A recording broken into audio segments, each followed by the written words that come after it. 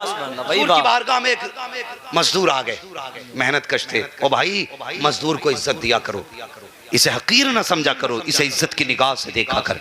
ये नौकर नहीं है, इसे गुलाम की निगाह से न देख। अल्लाह अकबर। जानते हुजूर की बारगाह में एक आ गए सहाबी, हाथ पीछे थे। तवज्जो है ना सारे लोगों की? बात समझ रहे हैं ना? मुझे देखते भी रहे और सुनते भी रहे, ताकि कुछ देखने में समझ में आए और कुछ सुनने में समझ में आए। बात याद हो जानी चाहिए। ये पसीना निकल रहा है ना, इसका कोई ना कोई सिला मिलना चाहिए, कोई ना कोई सिला मिलना चाहिए। और सिला यही होगा कि हुजूर तेरी मेरी हाजिरी कबूल कर लें। बस सुने मेरी बात। आए ना तो हुजूर की बारगाह में सलाम किया और हाथ पीछे करके खड़े हो गए। मेरे हुजूर ने फरमाया, मुसाफा नहीं करोगे? आंख में आंसू आ गए, रो के कहने लगे, या रसूल अल्लाह, मजदूर हूं ना, हाथ से ना मैं कुदाल चला के आया हूं, मेरे हाथ में ठेठे पड़ी हैं, आपके गुलाब जैसे हाथ, मेरे पत्थर जैसे हाथ। हुजूर डर है आपके हाथ में हाथ दूं, कहीं आपके हाथों को तकलीफ ना हो जाए। मेरे हुजूर ने फरमाया, जरा हाथ आगे तो कर। मजदूर थे ना, उन्होंने हाथ यूं आगे कर दिए। हुजूर ने उनके हाथों की ठेठे देखी, आंख में आंसू आ गए। फरमाने लगे, मेरा जी चाहता है कि तेरे हाथों को चूम लूं।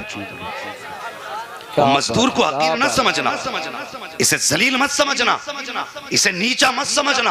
हुजूर कहते हैं, मेरा जी चाहता है तेरे हाथों को चूम लूं। अल्लाह अकबर। गुलाम की चीख निकल गई। मेरे हुजूर ने दोनों हाथ अपने हाथों में थामे और कयामत तक आने वाली मजदूरों को ये पैगाम मोहब्बत हुजूर ने दिया था। फरमाते हैं, अल कासिम हबीबुल्लाह, ओ लोगों जो मजदूरी करते हैं उन्हें हकीर ना समझना, बल्कि आका ने फरमाया, अल कासिम हबीबुल्लाह, जो मेहनत करके खाते हैं वो खुदा के महबूब हुआ करते हैं। सुभान अल्लाह, सुभान अल्लाह, वाह वाह वाह, बहुत अच्छा। और आ रहा गेहूं कटाई का दौर, गेहूं कटाई का दौर आ रहा है। जमींदार सुने मेरी बात, हाथ नहीं उठवाऊंगा किसकी कितनी जमीन है, बस सुन ले मेरी बात। अंदाज़े बयां मेरा बहुत शौक नहीं है, शायद के उतर जाए तेरे दिल में मेरी बात। रमजान, वो गेहूं कटाई का महीना आ रहा है, तो जब मजदूरी करने कोई जाए ना तेरे खेत में, तो ये मत कहना, यार तेरी 4 ही तो पूली है, या 200 रुपए तो हैं, तू मांगने क्यों चलाया? 200 रुपये के लिए तूने मेरी बेइज्जती कर दी। ये कह के उसे ताना मत देना, तुम किसी के घर का हाल नहीं जानते। हक। ओ भाई, अगर घर के फाके ना होते, ये तेरे खेत में मजदूरी करने नहीं आता। सही बात। अगर मजबूरी इसके कदमों से लिपटी ना होती तो ये तेरे दरवाजे पे खड़े होकर के पसीने के कतरे यूं ना डालता, ये भी पंखे के नीचे लेटा होता। कोई मजबूरी है जिसने लाके तपते धूप के नीचे बैठाया है, कोई तो इसकी मजबूरी रखी होगी जिसने इसे जंगल में लाके डाल दिया है। और उसे 200 का ताना दे करके टाल मत देना। ये भी सोचना, कोई ऐसा भी घर होता है जिस घर के बच्चे इस उम्मीद पे बैठे रहते हैं, शाम को अब्बा आएंगे तो खाना पेट भर के खाएंगे, और तूने अपनी बेइज्जती समझ के उसे ताना दे दिया। 200 रुपए मांगने चला आया, और तेरे एक ताने ने तेरी इज्जत तो बचा ली। लेकिन जरा मुझे बता, ये बाप खाली हाथ बच्चों के सामने कैसे जाएगा? कैसे जाएगा? हुजूर फरमाते, मजदूर की मजदूरी पसीना सूखने से पहले दे दो। इसलिए कि हुजूर हर दस्तरखान का हाल जानते हैं, हर घर का हाल जानते हैं। आला हजरत कहते हैं, और कोई गैब क्या तुमसे निहा हो भला, जब ना खुदा की छुपा तुम पे करोड़ों दुरूद, जब ना खुदा की छुपा तुम पे करोड़ों दुरूद। एक बात ये हो गई, और जल्दी जल्दी से एक बात और बता दूं भाई, सैफ रजा साहब की ट्रेन भी है और बस वक्त होने लगा। मेरी एक बात और सुन लें, रमजान का महीना आ रहा है, आ रहा है? नहीं, बैठे रहिए आप। रमजान शरीफ का महीना आ रहा है कि नहीं? सुने एक बात, हम में से अक्सर लोग दुकानदार भी होंगे, ताजिर भी होंगे, काम वाले भी होंगे। बस बात सुन लें, ट्रेन हम खुद पकड़ लेंगे।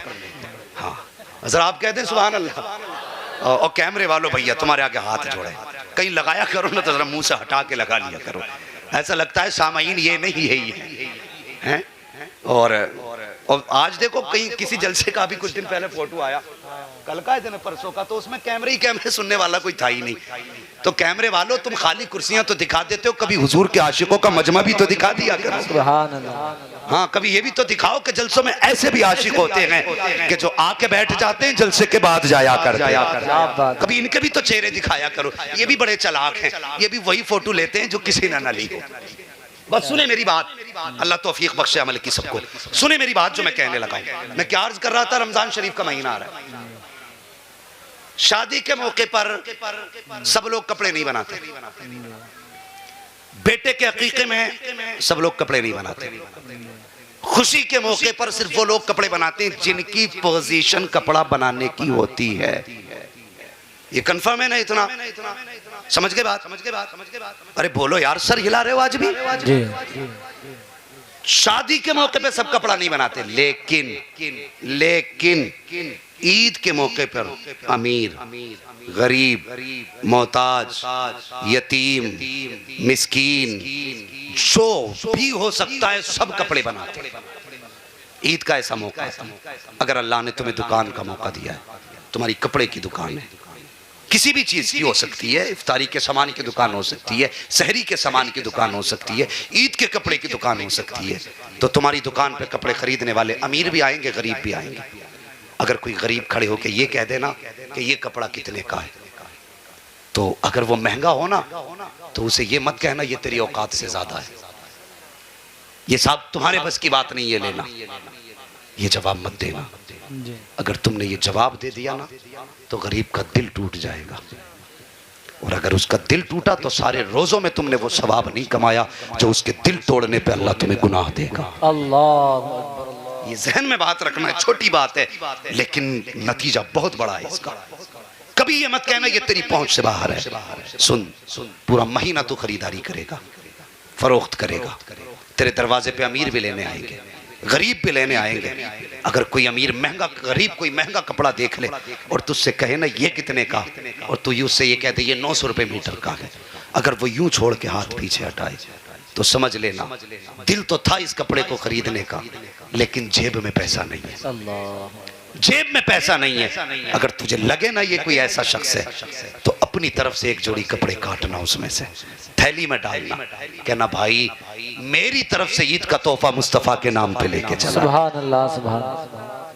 मैं जानता हूं अगर तुझे इसमें 100-200 का नुकसान भी होगा, मर के दे, खुदा की कसम इधर कम में कपड़ा बेच दे, मर के कयामत में आएगा मुस्तफा फरमाएंगे मेरे सीने से लग जा, तूने कम कीमत में मेरी उम्मत को उम्दा लिबास पहनाया था, आज मैं तुझे कम नेकियों के बदले में जन्नत का परवाना दे रहा हूं। सुभान अल्लाह, वाह वाह। तो ये नेकियों का महीना है, इन छोटी छोटी बातों का ख्याल रखना है, रखेंगे इंशाअल्लाह।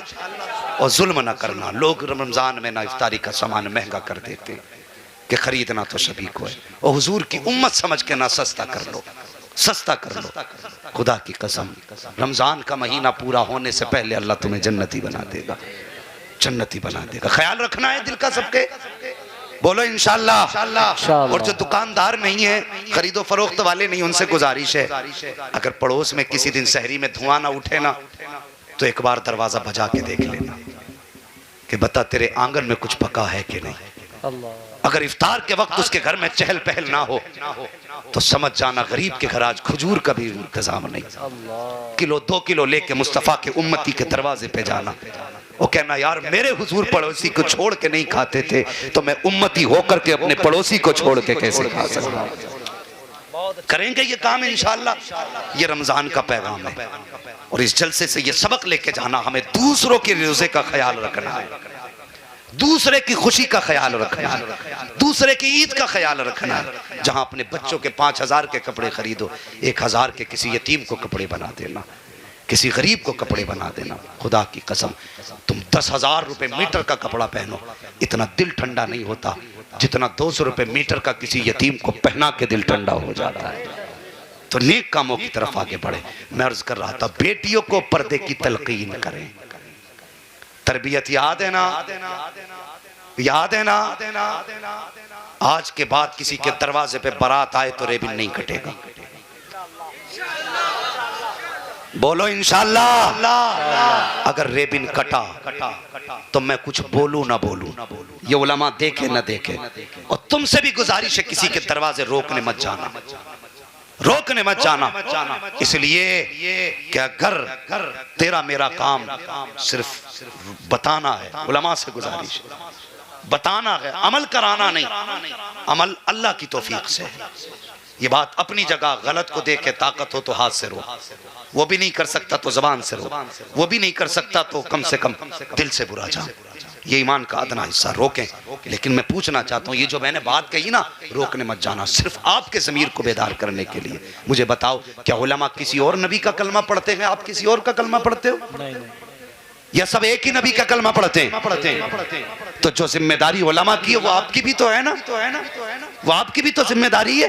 तेरे दरवाजे पे अगर कोई बेहया दमाद आके खड़ा हो जाए ना, मुंह चीर के हाथ भर का, और कहने लगे जूस पिला, तो क्या यहाँ गैरतदारों को पिलाया जाता, बेगैरतों को नहीं? क्या बात। हाँ, साफ कह दे हमें बेटी इज्जत वाले के साथ भेजनी है, किसी जलील के साथ नहीं।